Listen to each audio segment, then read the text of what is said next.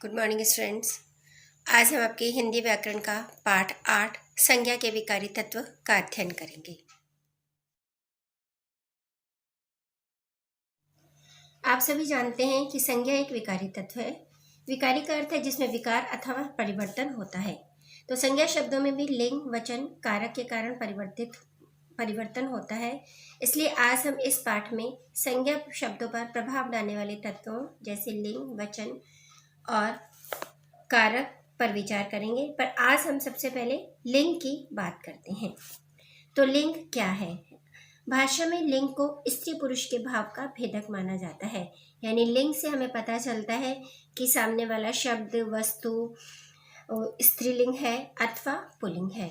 ठीक है, तो इस प्रकार लिंग की परिभाषा हुई शब्द की जिस रूप से उसकी पुरुष जाति अथवा स्त्री जाति के होने का बोध होता है उसे लिंग कहते हैं। जैसे उदाहरण, शेरनी, अध्यापिका, चिड़िया, धोबिन, वधु आदि स्त्रीलिंग शब्द हैं। तो इसके विपरीत शेर, अध्यापक, चिड़ा, धोबी आदि पुल्लिंग शब्द हैं। अब इस आधार पर लिंग के दो भेद हैं, पुल्लिंग और स्त्रीलिंग। पुल्लिंग स्पष्ट है, शब्द के जिस रूप से किसी प्राणी, वस्तु अथवा भाव के पुरुष जाति के होने का बोध होता है उसे पुल्लिंग कहते हैं, जैसे देश, जूता आदि। स्त्रीलिंग, शब्द के जिस रूप से किसी प्राणी, वस्तु अथवा भाव के स्त्री जाति का बोध होता है उसे स्त्रीलिंग कहते हैं, जैसे इमारत, दुकान, गाड़ी शब्द आदि। अब हम लिंग की पहचान कैसे करेंगे? लिंग की पहचान भाषा से होती है। भाषा के निरंतर प्रयोग और उनके अध्ययन से हमें लिंग की पहचान होती चली जाती है। फिर भी कुछ चीज़ें हैं जिनको जानकर हम शब्दों में लिंग की पहचान कर सकते हैं। जैसे प्राणीवाचक शब्दों में लिंग की पहचान तो सरलता से हो जाती है। जैसे शेर है, प्राणीवाचक शब्द हो गया, राम है, प्राणीवाचक शब्द हो गया, भेड़िया है, ये हो गया। किंतु अप्राणीवाचक संज्ञा शब्दों में लिंग की पहचान उसके साथ लगने वाली क्रिया अथवा विशेषण से हो सकती है। ठीक है, अप्राणीवाचक मतलब निर्जीव वस्तु, निर्जीव शब्द, और प्राणीवाचक यानी सजीव वस्तु। अब जैसे पत्ता गिर रहा है, अप्राणीवाचक है, निर्जीव है, तब हमने क्या किया? पहचान कैसे की? क्रिया से की। गिर रहा है, गिर रही है नहीं बोला तो ये पुल्लिंग हो गया।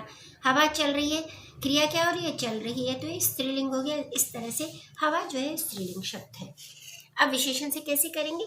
यह बड़ा घर है, घर संज्ञा शब्द है, इसके लिए हमने विशेषण यूज किया बड़ा। बड़ा यानी पुल्लिंग हो गया, बड़ी स्त्रीलिंग है।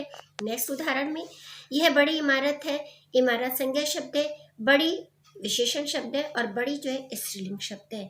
तो इस प्रकार स्पष्ट है कि प्राणीवाचक शब्दों में तो लिंग की पहचान हम स्वतः ही कर सकते हैं, किंतु अप्राणीवाचक शब्दों में लिंग की पहचान उसके साथ लगने वाली क्रिया और विशेषण से की जा सकती है। अब हिंदी भाषा में कुछ ऐसे प्राणीवाचक अथवा अप्राणीवाचक शब्द भी हैं जो नित्य पुल्लिंग या नित्य स्त्रीलिंग रहते हैं। कुछ शब्द ऐसे भी होते हैं जो स्त्रीलिंग और पुल्लिंग दोनों ही माने जाते हैं।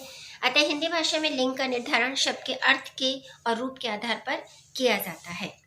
अब पुल्लिंग की पहचान यानी अब कुछ चीज़ें ऐसी हैं, कुछ नियम ऐसे हैं जो आपको याद रखने हैं कि कौन से शब्द हमेशा पुल्लिंग हो सकते हैं, कौन से शब्द हमेशा स्त्रीलिंग हो सकते हैं। तो नियम देखिए, आप अपनी बुक को खोलिए, पेज नंबर 91 देखिए, मैं वहीं से आपको पढ़ा रही हूँ, उसको पढ़ते जाइए। उदाहरण बहुत सारे, आप उदाहरणों को, मेरे उदाहरणों के साथ साथ अन्य उदाहरणों को भी रीडिंग करते जाइए। दिनों के नाम सोमवार, मंगलवार, बुधवार आदि। महीनों के नाम हमेशा पुल्लिंग में होते हैं, जैसे श्रावण, भाद्रपद। देशों के नाम हमेशा पुल्लिंग में होते हैं, जैसे भारत, अमेरिका आदि। पर्वतों के नाम हमेशा पुल्लिंग में होते हैं, कैलाश, हिमालय आदि। रत्नों के नाम पुल्लिंग में होते हैं, हीरा, पन्ना। नक्षत्रों के नाम सूर्य, चंद्र। वृक्षों के नाम जामुन, नीम।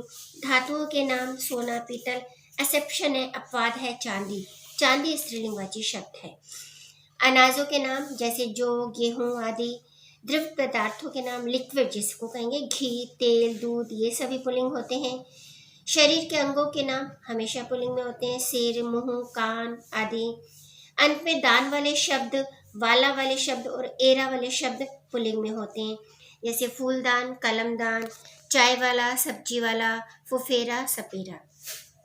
अब कुछ शब्द स्त्रीलिंग हमेशा होते हैं, वो देखते हैं हम। भाषाओं के नाम, लिपियों के नाम, बोलियों के नाम, नदियों के नाम, तिथियों के नाम, नक्षत्रों के नाम, शरीर के कुछ अंगों के नाम, ये सभी स्त्रीलिंग होते हैं। उदाहरण जैसे हिंदी, मराठी स्त्रीलिंग का शब्द है। देवनागरी गुरुमुखी ये लिपि है जो स्त्रीलिंग का है। बोली भोजपुरी हरियाणवी स्त्रीलिंग। नदी सरस्वती कृष्णा। तिथि अमावस्या पूर्णिमा। नक्षत्र रोहिणी अश्विनी।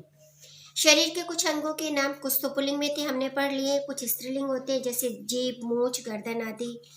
जिन शब्दों के अंत में ई प्रत्यय लगता है वो स्त्रीलिंगवाची होते हैं जैसे गरीबी, अमीरी आदि। ऊ तत्सम लगता है वो शब्द स्त्रीलिंग होते हैं, ऋतु, मृत्यु आदि। आ तत्सम वाले शब्द स्त्रीलिंगवाची होते हैं, माला, कृपा आदि। इसके साथ साथ कुछ और प्रत्यय हैं, आनी, आस, इमा और नी। इन प्रत्ययों से जो शब्द बनते हैं जैसे देवरानी आनी से बना, आस भड़ास, भड़ास आस से बना, लालिमा इमा से बना, चटनी नी से बना। ऐसे सारे शब्द सदैव स्त्रीलिंग होते हैं। अब हम कुछ समूहवाची शब्दों के लिंग की पहचान करेंगे।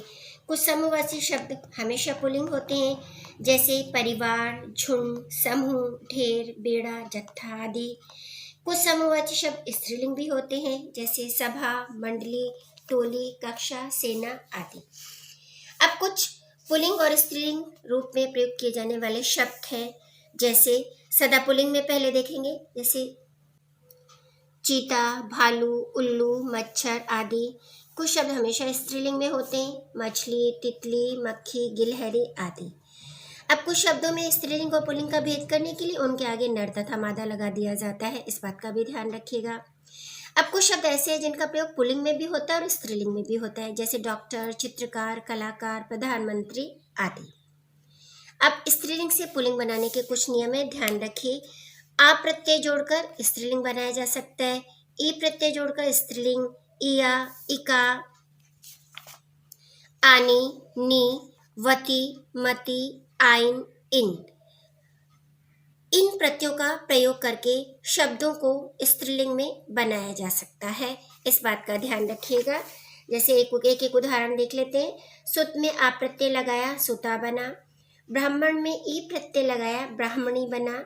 लोटा में इया प्रत्यय लगाया, लुटिया बना। शिक्षक में इका प्रत्यय, शिक्षिका। राजपूत में आनी प्रत्यय, राजपुतानी। हंस में नी प्रत्यय, हंसनी।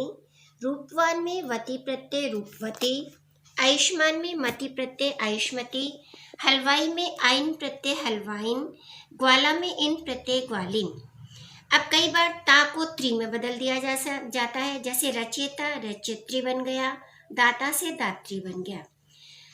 ठीक है, तो ये सारे शब्द जो है इन शब्दों को आप पढ़ लें और इसका विस्तृत अध्ययन कर लें, आपको ये पाठ अच्छी तरह से समझ में आ जाएगा। कुछ शब्द जैसे हमने बताए थे कि मादा और नर लगाकर किए जाते हैं, उनके भी कुछ उदाहरण हैं, वो देख लें।